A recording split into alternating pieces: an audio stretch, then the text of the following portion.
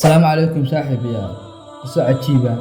gabar ayaa habeen waxay ku soo dahday gabar kale ay saaxiibiin xaafadeeda. Gabadhii waa ay ka soo tagtay waxaana soo aaday xaafadooda.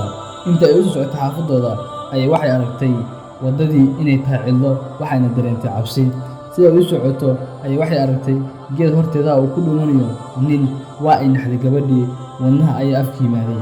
Gabadhii ayadoo cabsanaysa ayay Allaah tala saaratay waa ayna soo martay ayadoo akhrinaysa quraan afka ku haysa.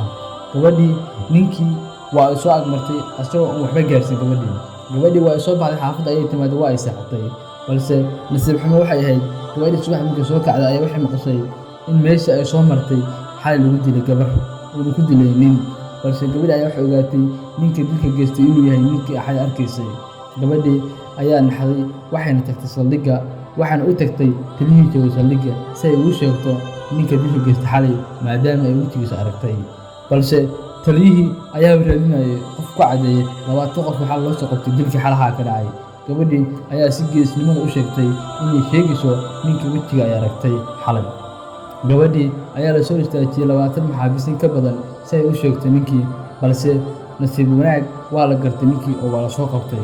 Markii ninkii la soo qabtay asna dilka uu ku cadaaday ayaa la maxkamadeeyay. Inta maxkamadda la geyn ayay gabadhii taliyaha ka codsatay in loo weydiiyo sababta uu iyadu u weerari waayay balse gabadha ka dambeysa uu u weeraray. Ninkii ayaa wuxuu ku jawaabay hadal cajiib ah.